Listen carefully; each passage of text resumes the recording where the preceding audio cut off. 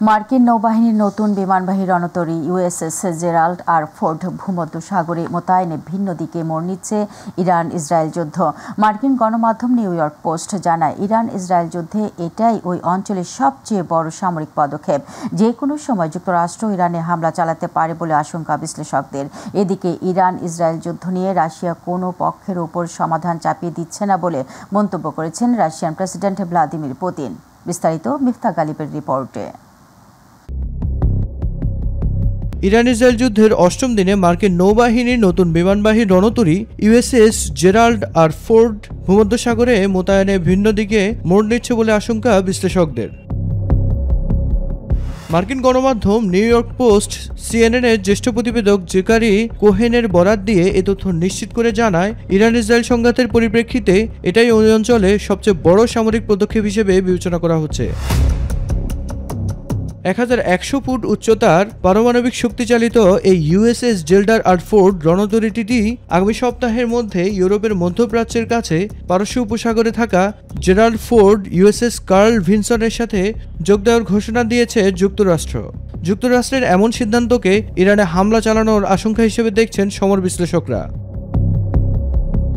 এদিকে ইসরায়েলি অভিযানে যুক্তরাষ্ট্র যোগদানের সিদ্ধান্ত নিয়েছে কিনা সাংবাদিকদের এমন প্রশ্নের জবাবে প্রেসিডেন্ট ডোনাল্ড ট্রাম্প সরাসরি উত্তর প্রদান থেকে বিরত থাকলেও ইরানের সম্ভাব্য হামলার জন্য মার্কিন কর্মকর্তারা প্রস্তুতি নিচ্ছেন বলে এক প্রতিবেদনে দাবি করছে মার্কিন গণমাধ্যম ব্লুমবার্গ নিউজ। অন্যদিকে যুদ্ধ পরিস্থিতি নিয়ে রাশিয়ান রাষ্ট্রীয় গণমাধ্যমে প্রেসিডেন্ট ভ্লাদিমির পুতিন জানিয়েছেন, সংকট সমাধানে রাশিয়া কোনো পক্ষের উপর সমাধান চাপিয়ে দিচ্ছে না, বরং কূটনৈতিক সমাধান প্রয়োজন। এ সময় এক সাংবাদিকের প্রশ্নের জবাবে পুতিন আরও বলেন, আমাদের ইরানি বন্ধুরা এখন পর্যন্ত আমাদের কাছে কোনো সহায়তা চায়নি, তবে সমাধানে ইসরায়েল এবং ইরানকে সিদ্ধান্ত নিতে হবে বলেও মন্তব্য করেন পুতিন। গত 13 জুন ইসরায়েলের আকস্মিক হামলায় ইরানের ইসলামিক বিপ্লবী গার্ডের নেতাসহ শীর্ষস্থানীয় পরমাণু বিজ্ঞানী হত্যার প্রতিবাদে ইসরায়েলের তেল আভিভ সহ বেশ কয়েকটি শহরে মিসাইল হামলা চালায় ইরান। মিফতা গালিব, মাই টিভি। রাষ্ট্রপতি নির্বাচন প্রক্রিয়া চূড়ান্ত না হলেও বর্তমান বিধান পরিবর্তনে সবাই একমত হয়েছে বলে জানিয়েছেন জাতীয় ঐকমত্য কমিশনের সহসভাপতি অধ্যাপক আলী রিয়াজ। বৃহস্পতিবার ফরেন সার্ভিস একাডেমিতে জাতীয় ঐকমত্য কমিশনের সঙ্গে রাজনৈতিক দলগুলোর সংলাপ শেষে বিকেলে তিনি এই কথা জানান। এই দিন ঐকমত্য কমিশনের সঙ্গে আলোচনায় অংশ নেয় বিএনপি, জামায়াত, এনসিপি সহ 29টি রাজনৈতিক দল। বিষয়বস্তু নির্ধারণ করা হয় রাষ্ট্রপতি নির্বাচন, প্রধানমন্ত্রী পদের মেয়াদ, রাষ্ট্রের মূলনীতি ও নির্বাচনী এলাকা। আরও জানাচ্ছেন শিমুল খান। রাষ্ট্রকে অধিক গণতান্ত্রিক ও কল্যাণকর করে তুলতে 24-এর গণঅভ্যুত্থান পরবর্তী সময় থেকেই রাজনৈতিক দলগুলোর সাথে বৈঠক করছে জাতীয় ঐকমত্য কমিশন। রাজধানীর ফরেন সার্ভিস একাডেমিতে সকাল সন্ধ্যার দ্বিতীয় দফার বৈঠকে আলোচনায় সবচেয়ে প্রাধান্য পায় রাষ্ট্রপতি নির্বাচনের প্রক্রিয়া। জামায়াত, এবি পার্টি, গণসংহতি, গণ অধিকার পরিষদের মত, অধিকাংশ দল সংসদের 2 কক্ষ, জেলা পরিষদের সদস্য ও সিটি কর্পোরেশনের মেয়রদের সমন্বয়ে ইলেকটোরাল কলেজ পদ্ধতিতে রাষ্ট্রপতি নির্বাচনের পক্ষে মত দিয়েছে। রাষ্ট্রপতি নির্বাচনের বিষয়টিতে যে ওপিনিয়নটা most of the parties agree করেছে, ইনক্লুডিং বাংলাদেশ জামাত ইসলামী, সেটা হচ্ছে যে upper house, lower house member এবং এটাকে কনস্টিটিউয়েন্সিকে প্রেসিডেন্টের যে কনস্টিটিউয়েন্সি মানে ইলেকটোরাল কলেজ, সেটা আরেকটু এক্সটেন্ডেড করা। আমরা ইলেকটোরাল কলেজের ভিত্তিতে রাষ্ট্রপতিকে নির্বাচিত করার বিষয়ে কথা হচ্ছিল। তো আলোচনাটা এক পর্যায়ে চলে যায় হচ্ছে যে পার্লামেন্টে উচ্চকক্ষ থাকবে কি থাকবে না সেই বিষয়টিতে, এবং আলোচনার এক পর্যায়ে এটা মোটামুটি একটা সিদ্ধান্তে এসছে। বিএনপি সহ একাধিক দল উচ্চকক্ষ ও নিম্নকক্ষের সদস্যদের ভোটে বিদ্যমান পদ্ধতিতে রাষ্ট্রপতি নির্বাচিত করার পক্ষে মত দিয়েছে। রাষ্ট্রপতির ইলেকটোরাল কলেজ সম্পর্কে যেহেতু সিদ্ধান্তে আসা যায়নি, সেটাও পরবর্তীতে আলোচনার জন্য পেন্ডিং রাখা হয়েছে। আমরা ভারসাম্যপূর্ণ সংসদ এবং ভাইব্রেন্ট সংসদের জন্য আমরা বলেছি যে অন্তত যদি দ্বিকক্ষ বিশিষ্ট সংসদ হয়, তার মধ্যে যেন একটি কক্ষে, সেটা উচ্চকক্ষ কিংবা নিম্নকক্ষে, যেন সংখ্যানুপাতিক ভিত্তিতে প্রতিনিধিত্ব নিশ্চিত করা হয়। বৈঠক নিয়ে জাতীয় ঐক্যমত্য কমিশনের সহসভাপতি অধ্যাপক আলী রিয়াজ জানান, রাষ্ট্রপতি নির্বাচনের প্রক্রিয়া পরিবর্তনে সবাই একমত হলেও কোন প্রক্রিয়ায় নির্বাচিত হবে তা নিয়ে আলোচনা চলমান আছে। আমরা আশা করছি এই সপ্তাহে যে সমস্ত বিষয় অমীমাংসিত থেকে গেছে সেই বিষয়গুলো নিয়ে প্রথমে আমরা আলোচনা করব। অমীমাংসিত বিষয় নিয়ে রোববার 10:30টায় আবারও আলোচনায় বসবে কমিশন। শিমুল খান, মাই টিভি, ঢাকা। আসন্ন জাতীয় সংসদ নির্বাচনে প্রচারণায় পোস্টার ব্যবহার করা যাবে না, তবে বিলবোর্ড, ব্যানার, ফেস্টুন ও সামাজিক যোগাযোগ মাধ্যম ব্যবহার করা যাবে। সকালে আগারগাঁওয়ে নির্বাচন ভবনে কমিশন সভা শেষে নির্বাচন কমিশনার আবুল ফজল মোহাম্মদ সানাউল্লাহ সাংবাদিকদের এই কথা জানিয়েছেন। এই দিন বৈঠকে আচরণবিধি ভঙ্গ করলে প্রার্থিতা বাতিল হতে পারে এমন বিধান রেখে রাজনৈতিক দল এবং প্রার্থীর আচরণবিধির খসড়া চূড়ান্ত করা হয়েছে। আরও জানাচ্ছেন আবু সাইদ অপু। ত্রয়োদশ জাতীয় সংসদ নির্বাচনকে সামনে রেখে বৃহস্পতিবার সীমানা পুনর্নির্ধারণ সহ প্রার্থী ও রাজনৈতিক দলগুলোর বিধিমালা নিয়ে প্রধান নির্বাচন কমিশনার এম নাসির উদ্দিনের সভাপতিত্বে সভায় বসে নির্বাচন কমিশন। বৈঠক চলে টানা 3.5 ঘন্টা। বৈঠক শেষে গণমাধ্যম কর্মীদের সাথে সবার বিষয়বস্তু তুলে ধরেন নির্বাচন কমিশনার সানাউল্লাহ। এ সময় তিনি বলেন, ইতিহাসে এই প্রথমবারের মতো নির্বাচনী প্রচারণায় পোস্টারের ব্যবহার থাকছে না, তবে বিলবোর্ড ব্যবহার থাকছে। বিলবোর্ডের ব্যবহার অতীতে ছিল না, এটাকে ইন করা হচ্ছে। পোস্টার ব্যবহার বাদ করার ব্যাপারে যেটা একটা সংস্কার কমিশনেরও একটা প্রস্তাব ছিল, আমরাও একমত হয়েছি, আমরা পোস্টার ব্যবহার বাদ দেওয়ার ব্যাপারে সম্মত হয়েছি। নির্বাচন কমিশনার সানাউল্লাহ জানান, প্রচারণায় নির্বাচনী পরিবেশের কথা মাথায় রেখে সামাজিক যোগাযোগ মাধ্যমে বিভিন্ন নিয়মকানুন সন্নিবেশিত করা হয়েছে। প্রচারণায় পরিবেশ বান্ধব সামগ্রীর ব্যবহারের ব্যাপারে জোর দেওয়া হয়েছে। সোশ্যাল মিডিয়ার উপরে বিশদভাবে করা হয়েছে, আলোকপাত করা হয়েছে। সোশ্যাল মিডিয়াকে ডিফাইন করা হয়েছে, সোশ্যাল মিডিয়ার ভিতরে ডুজ অ্যান্ড ডোন্টসকে ডিফাইন করা হয়েছে। তিনি বলেন, বৈঠকে নির্বাচনী আচরণ বিধিমালা চূড়ান্ত হলেও আরপিও সংশোধন সাপেক্ষে এটি পরিবর্তন হতে পারে। এছাড়াও বেশ কয়েকটি নীতিগত সিদ্ধান্ত রাজনৈতিক দলগুলো ও প্রার্থীর আচরণ বিধিমালা 2025 খসড়া চূড়ান্ত করেছে নির্বাচন কমিশন। খসড়া যেটা কমিশন আজকে পর্যন্ত অনুমোদন দিয়েছে, এটার উপরে আপনাদেরকে যেমনটা বললাম যে আরপিওর সংশোধনের বিষয় আছে, আবার রাজনৈতিক কনসেনসাসের ভিত্তিতে যদি কিছু সংশোধন হয় সেটাও করতে হতে পারে। সুতরাং এইটা খসড়া আকারেই আমরা আমাদের ওয়েবসাইটে নীতিগত অনুমোদন দিয়ে পোস্ট করে দিব। এছাড়াও সংসদীয় আসনের সীমানা নির্ধারণে আগামী সপ্তাহে শেষ নাগাদ চূড়ান্ত হওয়ার সিদ্ধান্ত হাতে নিয়েছে নির্বাচন কমিশন সচিবালয়।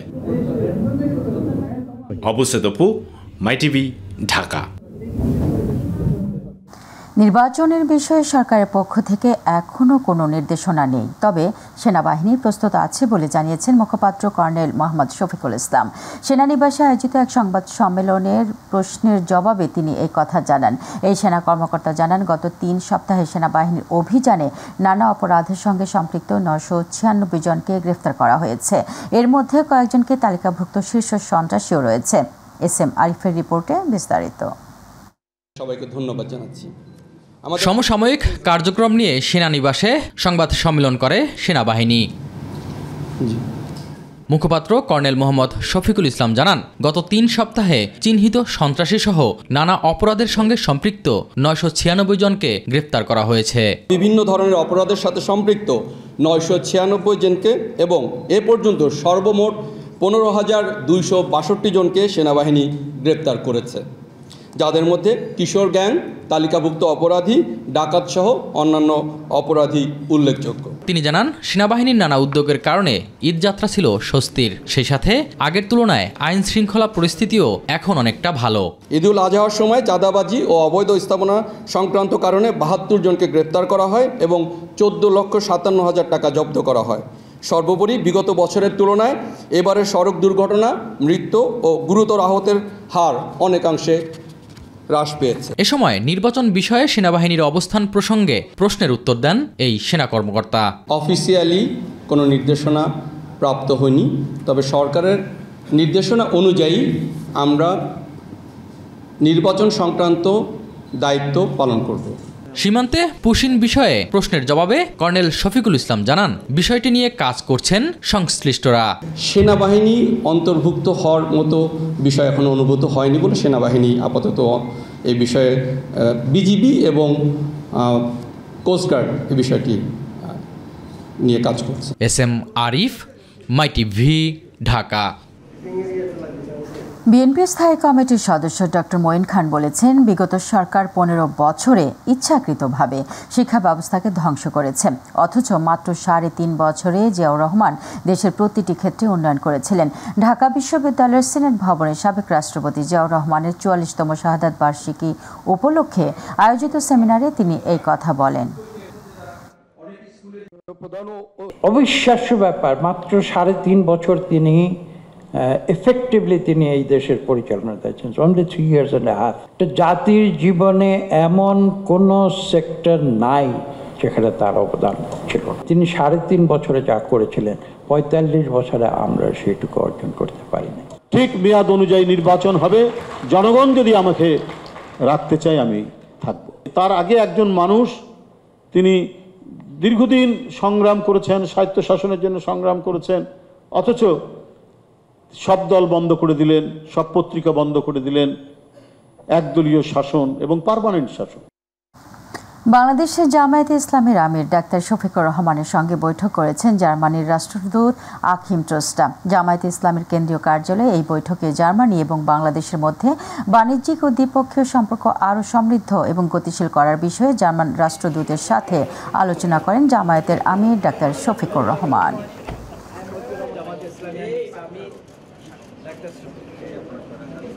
সম্মানিত আমির, বাংলাদেশের বিদ্যমান পরিস্থিতি, গণতন্ত্র, গণতান্ত্রিক মূল্যবোধ, বাংলাদেশের অর্থনৈতিক উন্নয়ন, স্থিতিশীলতা এবং জার্মানি ও বাংলাদেশের সাথে সম্পর্ক নিয়ে বিস্তারিত আলোচনা হয়। We covered a lot of various issues, well, starting with German-Bangladeshi relationship, how we could commonly work on further intensifying them.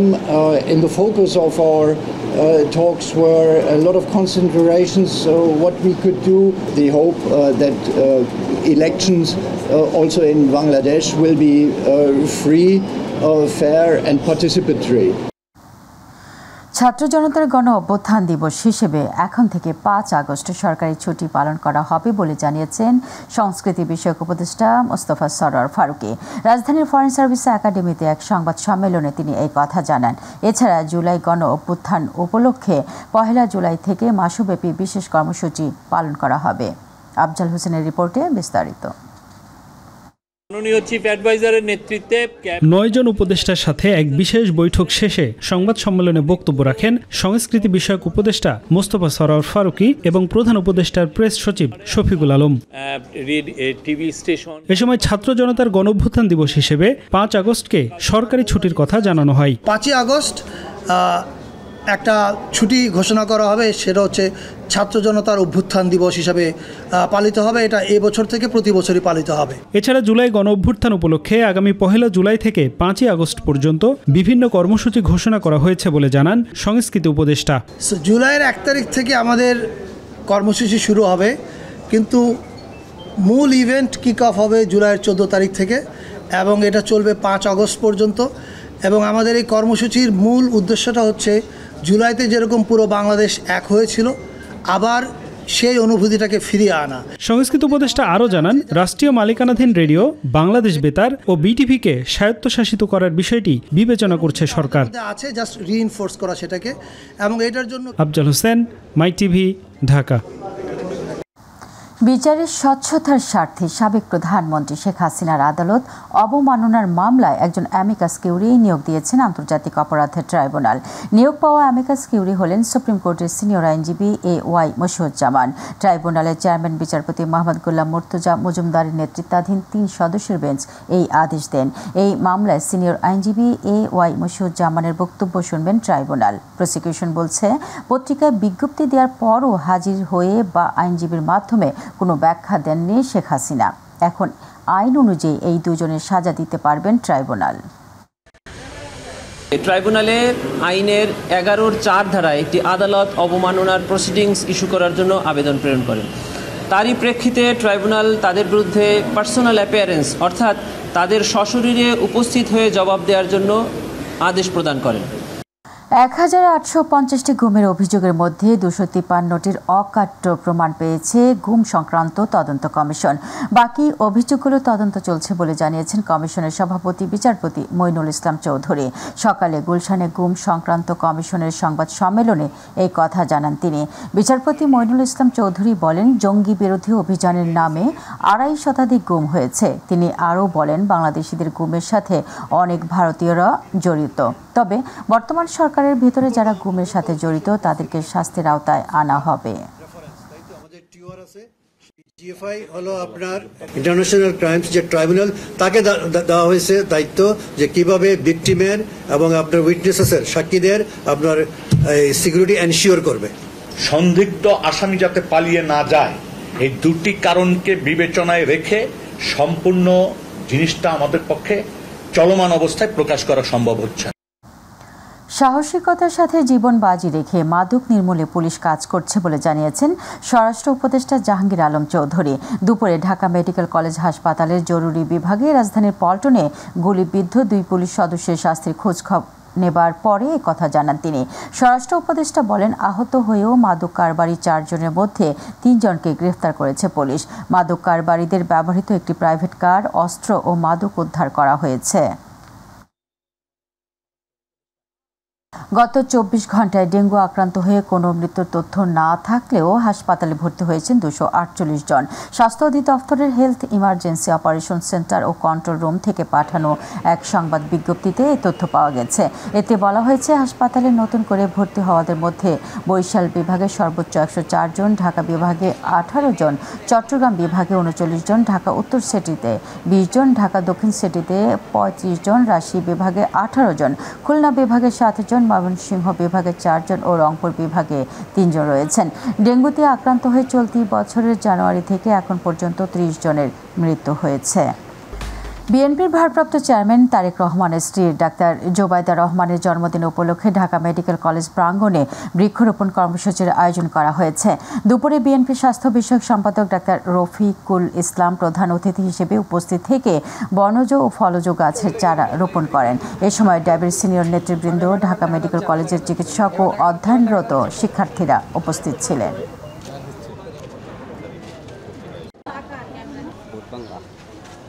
সারা বিশ্বের মতো এবারেও 8ম গ্লোবাল ফ্যাটি লিভার ডে উদযাপন করেছে বাংলাদেশ হেপাটোলজি সোসাইটি। এই উপলক্ষে বাংলাদেশ মেডিকেল বিশ্ববিদ্যালয়ে কম খাই, হাঁটি বেশি, ফ্যাটি লিভার থেকে দূরে রাখি শীর্ষক জনসচেতনতামূলক আলোচনা অনুষ্ঠানের আয়োজন করা হয়। অনুষ্ঠানের প্রধান অতিথি হিসেবে উপস্থিত ছিলেন সাবেক তত্ত্বাবধায়ক সরকারের স্বাস্থ্য উপদেষ্টা অবসরপ্রাপ্ত মেজর জেনারেল অধ্যাপক ডাক্তার ASM মতিউর রহমান। সভাপতিত্ব করেন বাংলাদেশ মেডিকেল বিশ্ববিদ্যালয়ের উপাচার্য অধ্যাপক ডাক্তার মোহাম্মদ শাহিনুল আলম।